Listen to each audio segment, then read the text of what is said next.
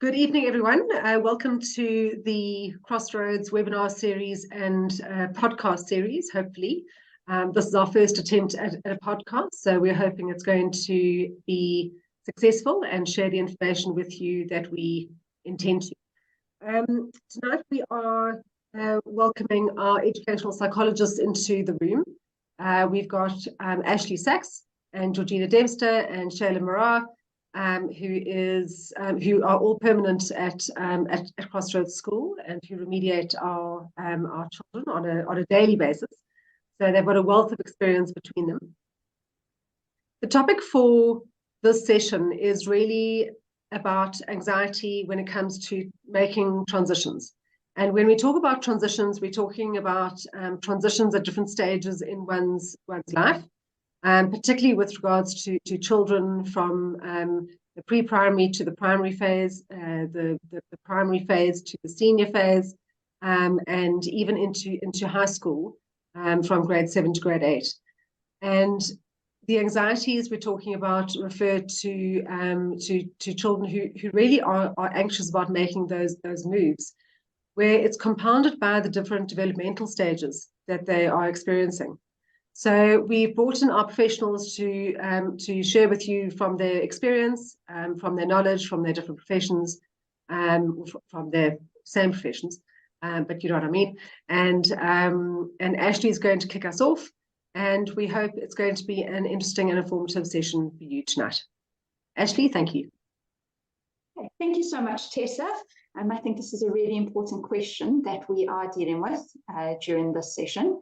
And I think a good starting place to start this discussion is really around the whole concept of anxiety, because it seems to be quite a buzzword in mental health today. And anxiety is one of the most prevalent mental health concerns amongst children and adolescents. So I think it's important as a starting place to really understand what anxiety means, and for us to stop seeing anxiety as this terrible, awful thing, and to start seeing it as quite a natural process that we need to learn how to cope with as opposed to fight against. So what anxiety actually is a built-in human mechanism. It's part of our human survival and part of our biology. And when there's danger, it triggers this internal alarm system or a stress response, which helps us decide how to handle that situation. So, for example, I always say to children, if there's a lion in the room, is that a good time to be anxious? And of course, that's a great answer. Yes, when there's a lion in the room, that's a great time to be anxious. That's when your alarm system is activated and saying, you know what, you need to do something about the situation. You need to run, you need to fight, you need to freeze, you need to hide. So that alarm system is responsible for the activation of the fight or flight mechanism. And it releases all of these wonderful hormones into our body that prepares the person either to run away or to fight against the danger. So a little worry is a really great thing because it keeps us alive, and it stops us from taking some unnecessary risks, such as touching a hot stove or making sure that we look left or right before crossing the street. But sometimes this alarm system goes a little overboard, and it's triggered even when there's no lion in the room, even when there's no immediate danger. So what's happening in that situation? And what we're seeing happening is that a simple thought is creating the same mechanism of anxiety as if the danger was real and present in front of you. And that thought can be something like, what if I fail the exam? What if no one really likes me? And that activates that same physical danger response in the environment that culminates in this feeling of anxiety or worry. Except you can't fight or run away from that danger because it's in your thoughts. So our body is left with all of these hard and uncomfortable feelings that we're not always sure how to cope with. So I think something really important to note is that change is always different. And for children, even more so, whether it's moving from primary school, from preschool into primary school into high school, from one school to a next, from one country to a next, from one house to a next. These are some of the massive things that children deal with that bring up those anxious feelings and a lot of that what if thinking. What if no one likes me at school? What if the teachers are very strict? What if I don't have any friends? What if no one wants to play with me? So you can see how those that huge amount of thoughts can make children really feel anxious and feel like their bodies are kind of on high alert. So I think society today is also really complex and fast-paced, and I think we tend to do more and have more experiences that relate to anxiety as a result of some of those factors. And people who are more prone to anxiety generally tend to overestimate the likelihood of negative events, and they might downplay the likelihood of positive events. It's almost the brain's way is to look for anxiety-provoking situations, or to look for the negative. It's kind of helps us survive, but on the other hand, it's also making us feel especially uncomfortable, fearful, and angry emotions. So I think that, that's just a little bit about anxiety in a nutshell. But this fearful brain goes into defensive mode, and that's what we often see with change. It's a lot of that anxiety or that defensive mode, and a lot of that what if type thinking, and that's activating that alarm system for children in the brain often, because they are not 100% sure. And of course, I just have to say, this is not going to be every child. Some children cope a lot better with change, just like some adults cope a lot better with it. But for many, it's going to come with big feelings, irrespective, whether that feeling is anxiety, whether that feeling is excitement, nervousness. These are big feelings that children are coping with. Yeah. So, Tessa, I thought maybe I could go on and talk a little bit about how children can cope with those transitions. Yeah. So the things that children can do to cope with those transitions is becoming a bit more familiar with the new school environment. So things like visiting the school ahead of time and getting to know the school setup and environment can really help diminish that fear of the unknown. Teenagers can visit high schools before they can join orientation days or student get-togethers, so that they can meet some people and become friendly, see some familiar faces when they join that new environment. I know at Crossroads, we often have a week trial period so children can get used to the school and see if it's the right environment for them. I remember one parent contacted us to ask if their child can bring their Pokemon cards when they joined Crossroads, because it was a point of commonality that the child can have with their new peers. And, of course, we were all for that. Another important way that we can help children cope with transitions is to establish healthy routines and structures in their day-to-day life. So when everything else is changing, we want to keep some of that structure together. So working with children and teens to establish a daily routine that works for them. So it helps them cope with those feelings of anxiety by promoting predictability and structure. One thing that I really like to encourage when children or teens feel quite anxious is to develop more independence. That sense of mastery and control, which allows a person to be able to master skills and to develop a sense of empowerment and self-worth that can help them manage those anxious feelings. Because when we trust that they can do it, they start to trust that they can do it too. And then the last thing that I think is really helpful during transitions between schools is brushing up on some social skills. So one of the biggest fears that children and teens have is around friendships. And, just chatting to children and teens about what behaviors are appropriate and not appropriate, what to expect from friendships, what are positive ways to interact with and make new friends. Those can all be really positive discussions that can help them cope with those anxious feelings. And finally, one of the ones that I think is really helpful is to encourage them to join like an extramural where there's a team, or an extramural where they're working with others, because that common ground, obviously, common ground and enjoyment helps them to create more social relations and to have an opportunity to interact with people on an ongoing and continuous basis. And I think that would be helpful. I know from my personal experience, that was one of the things that helped me when I moved from overseas to South Africa, was joining a sports team, because now I was participating, I was talking to people every day, and I think it was just a really nice, on a personal level, way for me to engage with people that I didn't know. And that's probably one of the things that really helps children transition from a social perspective. Great, thank you very much, Ashleigh. Before you carry on, Georgina, Ashleigh, perhaps you can give some examples of when you talk about developing independence. Can you give some examples, some practical examples of how parents and educators can help their children master those skills and that independence. Because I think in so many instances we talk about doing it, but there's the how that we don't actually realize. So perhaps if you can give some ideas there. Yeah, thanks, Tessa. I think that's a great question. I think one of the things that we say in psychology is never do for a child what they can do for themselves.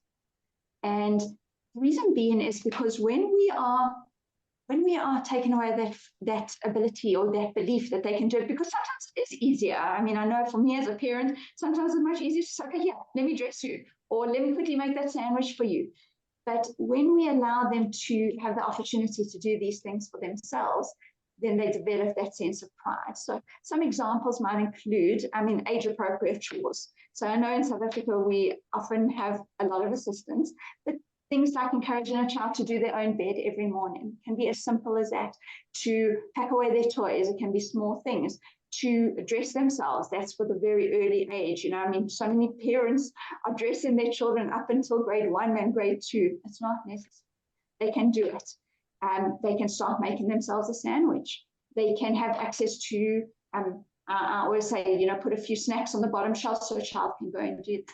As they get older, what I like to encourage is to work on projects on their own. So parents can help with time, for example, structuring routines and what they need to do every day, but the children can do those projects and homework on their own, probably from, I would say, quite a young age, but I like to definitely from around grade 4 start to implement that.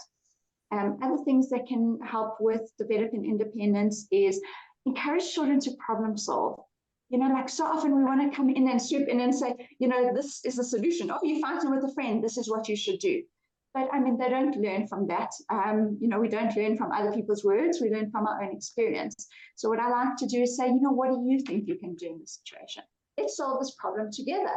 Let's find a solution that would work for you and your friends. So that's another nice one that can help children and teens develop independence. It's just problem solving. Other things that can be helpful. I know how hard it is in South Africa. Children often don't have too much freedom. I know in many other countries, they will walk themselves to school, they'll ride a bike, they'll go on a bus. We don't have those opportunities, but within certain situations, like a shop that you trust, you can send the child in with a list of things that they can buy, and they can go into the shop with the money, buy it while you're overseeing the situation. So I really like including those activities in day-to-day life, because I think it really builds a sense of I can. In psychology, we call it mastery, like that it's mastering a skill. I think they say between the age of, I think it's about 6 to 12, there's developmental stages, and during each stage, a child has certain tasks that they have to accomplish, according to a very renowned psychologist, Erik Erikson. And during the 6 to 12 stage, which is your primary school years, what they're trying to do is develop a sense of I can do it, of I am able.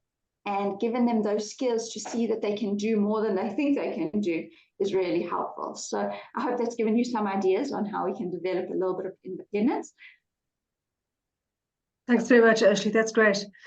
Georgina, can we go on to you, where you're going to talk about how the parents can support the children through this period, and perhaps, Georgina, if you can also touch on the parents' anxiety, and how that affects the children in their own anxiety. So maybe just touch on that. Thank you. Yeah.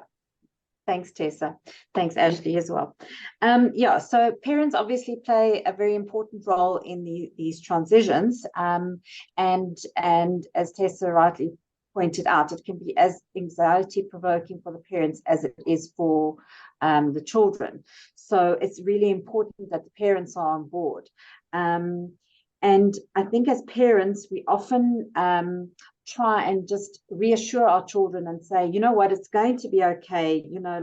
There's nothing to be worried about. Everything is going to be okay. And we don't actually acknowledge the feelings that the children are having, that this is a new environment, that this can be scary. Rather than just brushing it off, is to actually talk about it, what is worrying you about the new school, and it's okay to feel scared. And if this is something you feel scared about, what can we do? So I think it's really important that parents firstly acknowledge their children's feelings and acknowledge their own feelings. Be, upfront, yes, I am feeling anxious, because children will pick up on that anxiety as well. You may think that you are, portraying this very calm, collected person, but perhaps in your mannerism or behavior and things that you do, your child will pick up that perhaps you are not managing your anxiety as well, and that then will cause some of the situations that we see where children become clingy, not wanting to go to school. Oftentimes we see when parents, one parent is calmer than the other, when they bring the children to school, the calm parent, usually the child will walk in with no problem, and the more anxious parent, that's when the child will decide to have a meltdown or cling to the parent. Those anxieties will come, flaring up. So I think it is important that the parents are in check their own anxieties and acknowledge that they are, anxious too. And I think it's important, just as Ashleigh said, about preparing your child going to visit the school and having it's also to prepare your child in the morning. This morning we are going, if it's, for instance, a new school, you would then prepare your child. We're going to a new school. I'm going to take you, we're going to drive in the car. We're going to stop. I'm going to walk in with you. I'm going to pass you over to your teacher. I'm going to greet your teacher, and then I'm going to say goodbye to you, and then I'm going to go. So the child has an idea of what the progression is going to be of the day. I know as children get older, you're not going to be doing that with your high school child, because they're obviously, the last thing they want is for you to be walking into the school with them. But similarly, you could actually prepare them in that, where would you like to be dropped off? Have you got a friend that you would like to meet? Is this a person that is from your previous school that's coming to your school that you would like to meet? And, have things in place for them just to transition into the school. The other thing is similar to that is making proactive plans. So often our children panic about, once they're at school, is mom going to fetch me, or is mom going to forget, or what if mom is late? So to have those plans in place, and obviously as much as we try not have instances where we are late or things like that, but obviously to have that open communication, if mom is a few minutes late, you are going to wait in the office and things like that. So I think preparation and planning is always best in helping anxiety.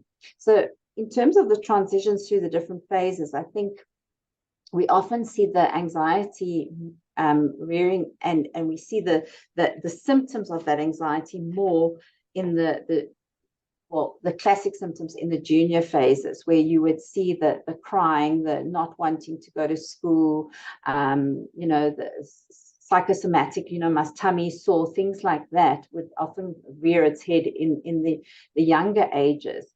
And a lot of times it's because of that anxiety transitioning into a new school.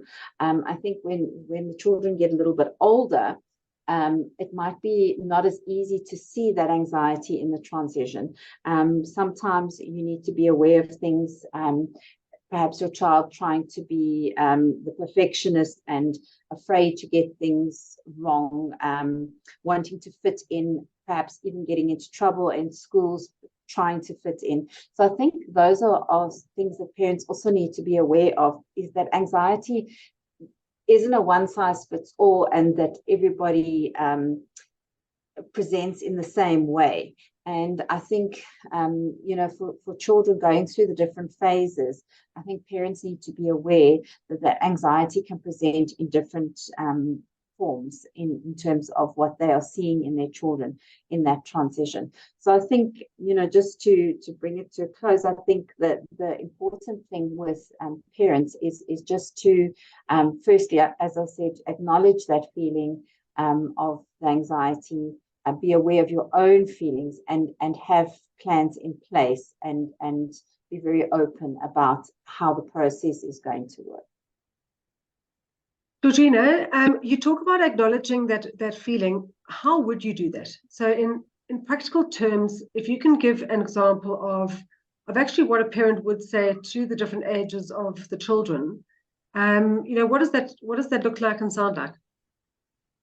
Okay, so often with younger children, the language, is often it's like, I'm scared. So as a parent, if a child was saying, like, I'm scared to go to school, the parent would say, you know what, I understand and I acknowledge that you are feeling scared, and tell me what it is that you are afraid of. What is the thing that's worrying you? And as I said about walking through the steps, of saying, is it perhaps because it's a new class? Is it because you've got a new teacher? And talking through those different areas of what they are possibly afraid of, and then coming up with solutions, because it's all fine and well if they say, well, I'm afraid the teachers, I won't like my teacher. And then as a parent, you would say, well, let's go and meet her first, and let's go and see what your teacher's like. I'm sure she's very lovely, and we can go and introduce you to her, and things like that. Because I think oftentimes the anxieties, is the thoughts that Ashleigh was also mentioning, the thoughts that sort of get build up in the child's mind of all the things that are going to happen or going to go wrong. Or so I think as parents is to find out exactly what they are concerned and to give them a plan. Maybe if the child says, I'm scared I won't have any friends. Okay, so what could we do about that? Can we go to the class? Can we say, let's find a friend or introduce you to somebody? Maybe there's another child at the class. Can we introduce you to that child? And maybe you can start up a conversation with that, child. So, things like that would help with the younger grades. I think it becomes a little bit more tricky as the transition goes higher into the higher grades, because then as we want them to develop that independence, I think parents again can support the strategies like try this or try that, in terms of how about you join, as Ashleigh was saying, join a sport. Perhaps you can make friends through the sport, or an extra, some extramural activity, and you could, if that is the concern with the older children. I think it's always important to, the social interaction, because once they feel they have a group that they sort of belong to, whether it be a sports or a cultural, I think that transition is often easier, because I think a lot of the times it's they worry about not fitting in, and I think that's a bigger thing in the high school than in the primary school. Georgina, thank you very much for sharing those ideas with us. I think also what's important to note for parents in particular is to find the balance between feeding into a child's anxiety through your questioning versus questioning them in a constructive way that creates, I suppose, an avenue for empowering them with words that they can use in identifying what those emotions are and what those feelings are, and what those anxieties might come up as. Georgina, in your experience, what you touched on a few of the flags that come up for children, and the different behaviors that might come up. Can you touch on? Can you dig into that a bit more for us? I think particularly for the children who are older, maybe going from grade 6 to grade 7 to grade 8, that kind of age group. Because I think sometimes, children are really good at developing coping mechanisms for themselves when they are feeling out of control. And what we need to try and teach children to do better is to sit with those feelings and work through them, as opposed to put them in a box and put them away. Because working through them, they learn that those feelings pass. And then they can actually carry on and they can master the skills that go with helping those feelings pass. So maybe you can just talk to a bit of that. Okay, yeah. Yeah, so as I said previously, in our younger children, it's quite obvious they're quite obvious in their reactions to the anxiety, which is the meltdowns and things. But obviously teenagers are not necessarily going to be having meltdowns when they're going to school. So there's other things that you need to have a look for in terms of, if you're concerned about your child and their anxiety. Often you will see that, if a child is afraid of going to school, afraid of the changes, you might see some of that nervousness coming out through maybe a habit of biting their nails or tics or pulling. We've had children that the anxiety's got so bad that they actually would pull out their eyebrows or eyelashes. So looking for signs like that, and you'll be surprised. You would think that as a parent you would notice, but there was a child that actually walked into the doctor's room, and the doctor said, "So how long have you been pulling out your eyelashes?" And both parents turned to look because they hadn't realized that the child had pulled out all his eyelashes. So just things like that, is a huge, huge sign, but perhaps, gets missed. Suddenly if you have a child that has always been quite diligent and got on with everybody, is suddenly now getting into trouble or has now joined, a group that of maybe perceived popular children. It could be an avoidance tactic of not being, going to school, is getting involved in these groups where they start getting into trouble. And it could be an underlying anxiety in that they're feeling they're not coping in school. So rather than, show that they're not coping, it's, they would often become the class clown or, get into trouble in that sense. Sometimes you would also see it in the lack of sleeping at night. And I know we need to be cautious here because often teenagers will stay up late at night. And that doesn't necessarily mean an anxiety thing, because that's more to do with the melatonin, because their brains are much more awake later in the evening. And that they go to sleep later. But if your child is extremely tired and is not sleeping through the night, it might be something that you need to be concerned about.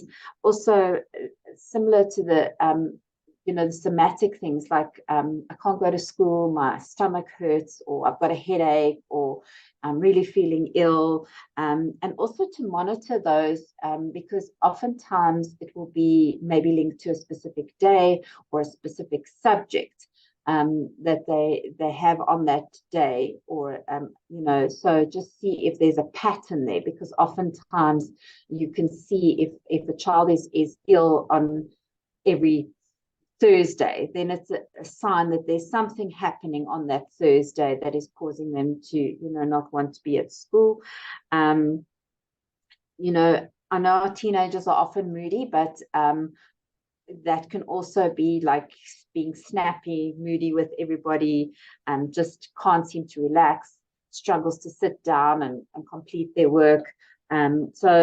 Or the complete opposite, then the need to be in control and have everything perfectly done. And if it's not, they feel like things aren't, working for them.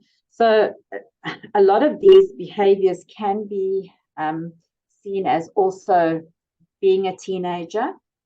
So like I said, I think you need to keep both in mind, that and monitor the behavior. So is it a teenage thing that my child is just, going through this teenage phase? Or is it something more serious? And do I need to sit down and have a conversation? And I know teenagers are not always ones, it depends, I think girls are more inclined to sit down and have a conversation. But I think sometimes it might, for boys, be a sports coach or somebody that they maybe need to talk to about the anxiety or feelings that they're having. So I think those are important things just to keep in mind when you monitor, the signs that you are seeing in your children, and that may cause you to think perhaps there is some anxiety involved. Thanks, Georgina. I think that's a very interesting point to make, is the awareness. So often we dismiss certain factors as being, oh, it's a teenage phase, or they are just this, or whatever the case may be. Meantime, actually, we need to entertain it as a possibility and just keep it on our radars, because it might develop into something and it might not. So it's just that awareness for all parents and educators of what the potential is of those symptoms. Shailen, can you speak to us a bit about how schools can support children who are going through transitions, and specifically with the anxiety associated with those transitions through the different phases? Okay, so basically, we want to make transition from one school to the next school as smooth as possible. We don't want to let kids get anxious and nervous from moving from one school because of loss of friends or that kind of thing. So ways that schools can make them feel a little bit more comfortable in the transition is, like at Crossroads, we do, for the grade 7s, we do our grade 7 transition groups, where we kind of like discuss what they could expect next year, what are the changes they could expect based on like peer pressure and those kind of things. But just to touch on what Georgina was saying around, and Ashleigh was saying, is that transitioning from one school to the next, there's that fear of the unknown, the fear of not knowing what to expect. So for one thing that parents could do is basically communication. Communication is very important, and because it builds that positive relationship, and acknowledging the feeling, which was Georgina was talking about, is to communicate with your child, or communicate with their child in an early stage to make them aware of them leaving. So it eases the impact of them leaving towards the end of the year. Another way for the school to help is having a goodbye routine, having something for the child to say, okay, no, a keepsake or something memorable that they've had in this school, and then have helped them transition over from primary school into high school.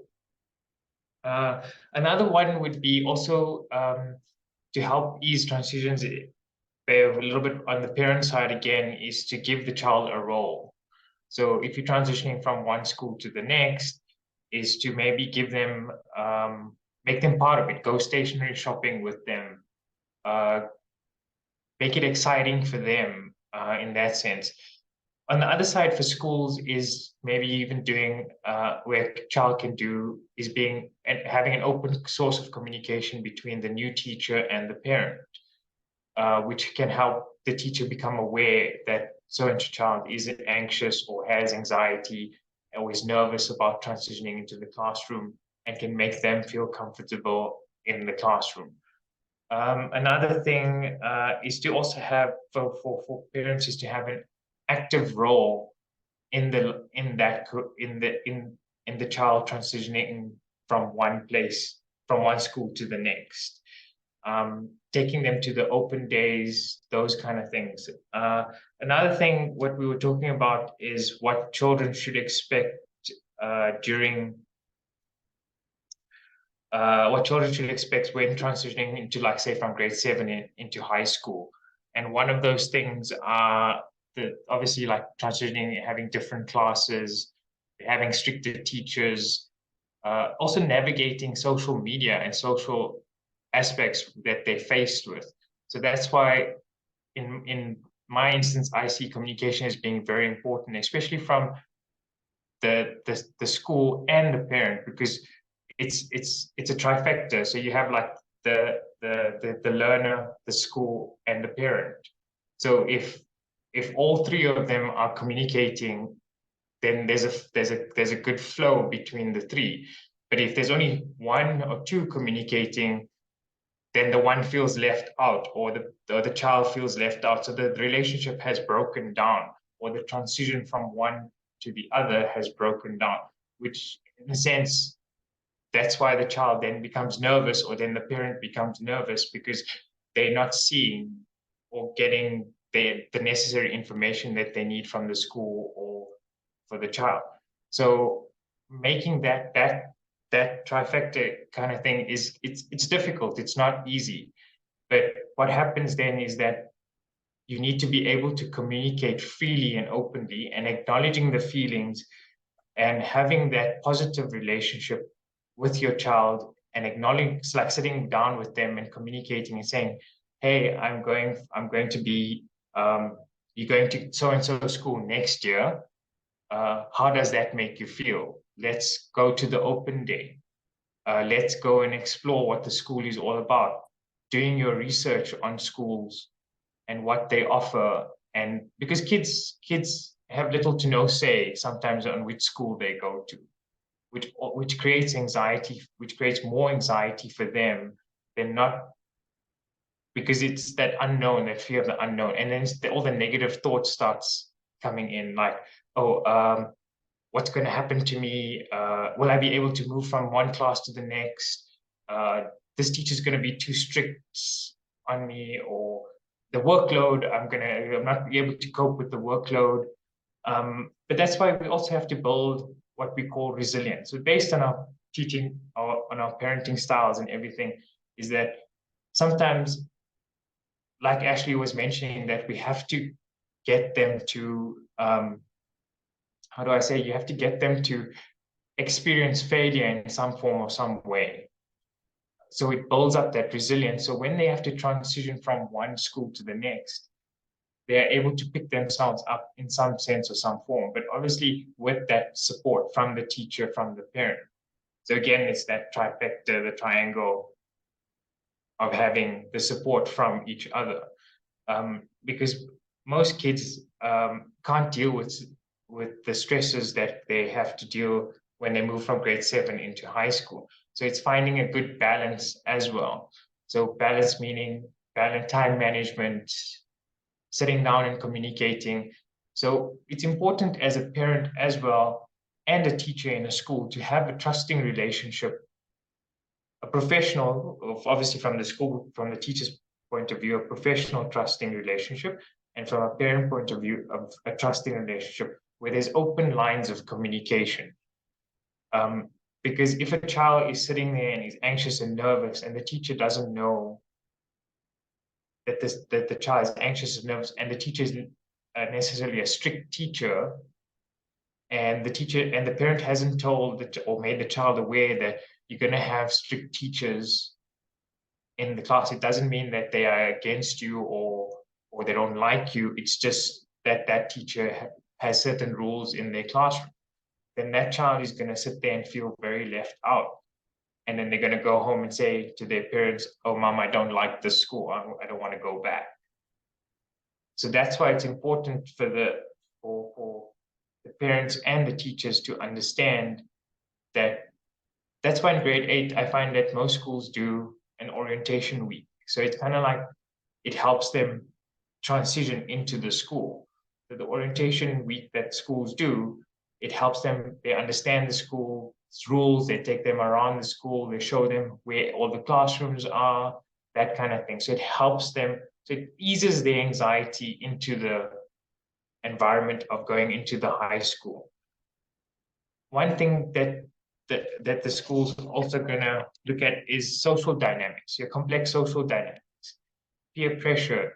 You're going to be faced with friendships and those kind of things. And parents and teachers will have to, and the school will have to, which we do in grade 7, and that is help them understand where, especially at Crossroads during our grade 7 transition groups, is help them understand what makes a good friend, what you need to look for in a friend.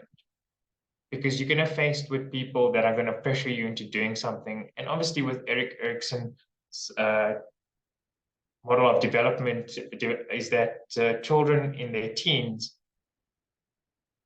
normally look at how society sees them. It's their social status with their cell phones and everything. So it's navigating those kind of environments and helping kids navigate those kind of environments. So it's not just, yes, the school does play a role in helping ease the thing, but I do think it's the kid, the parents, and the school together that make up the smooth transition into a new environment. Because, and some parents, like, it's important to, you can tell your child, oh, you're going to this high school next year. But if that child doesn't know anything about that school, or hasn't looked at pictures or seen what that school has to offer, me and you, I would feel nervous myself. Because I wouldn't know what to expect, or that unknown feeling, or that, well, is my parent throwing me in like a deep swimming pool, and then do I have to like try and swim out, or what's going to happen to me? It's just making them aware, like making them aware of their emotions. It's making them aware of what kind of school they're going to be. And when you go to an open day, a lot of teachers and everything, they do help you in the sense they show you what the school offers. They show you how we can help the smooth transition over. So some parents come to an open day, it's just the parents. Where's the kid? He's coming to the school. He should be the one seeing the school. Parents can make the decision, yes, you're going to the school. But if you empower them in a sense or a little bit, it makes so much more the difference than not empowering them, or having them fear or be in that flight to fight response of, do I sit in this teacher's classroom, or do I want to run away in the split second that I do? So I think it's got to do with the school, the child, and the teacher all at once. So I think that answered your question. Yeah, you absolutely did, and I think you made some very interesting points, Shailen. For a child to experience failure, that's not going to be the first or the last time. So the child needs to learn what to do with that failure. And I think, we see so many situations where you have the perfectionistic child, and the child who's always wanting to be in control. And parents are often very proud of that child because they're organized, they're disciplined, they're focused, they're all of those things that we really want our children to be. Meantime, there's a level of anxiety that's rising with that child, where if they do experience failure, or if they do make a mistake, the world falls down. And then what? And it's about teaching our children to sit with that, and to become resilient. And so they sit with that mistake, they sit with that failure, and they work through that feeling of failure, which is often much harder, particularly when you are labeled a control freak, a perfectionist, all of those types of things. So again, it's important to be aware of those different aspects of anxiety and how they manifest. Shailen, I just wanted to touch on something that you mentioned around giving the child a say. In some instances, we've experienced through our many years of educating at Crossroads, is when parents say to a child of grade 2 or grade 3, younger, no, my child can choose whether they want to come to the school or not, and they can choose whether they want to leave the school or not. And in those instances, it's completely inappropriate to put that level of expectation on your child, because they haven't got the developmental ability to know what's right for them or wrong for them. And a child of that age and stage will choose what the jungle gym looks like over what actually they believe and understand is good for their educational development and any intervention that they might need. So parents need to know that they need to make the decision. If they would like to offer their child a choice, then at least they must narrow it down to 2 options or 3 options of what they would be happy with for their child. And if they want their child to make the decision, then they can choose between those 2 or 3 options that the parents have decided on, making no mistake that it's a decision. So what I was touching on is more of like the transition from primary school into high school. So obviously the younger ones don't really have much of a say.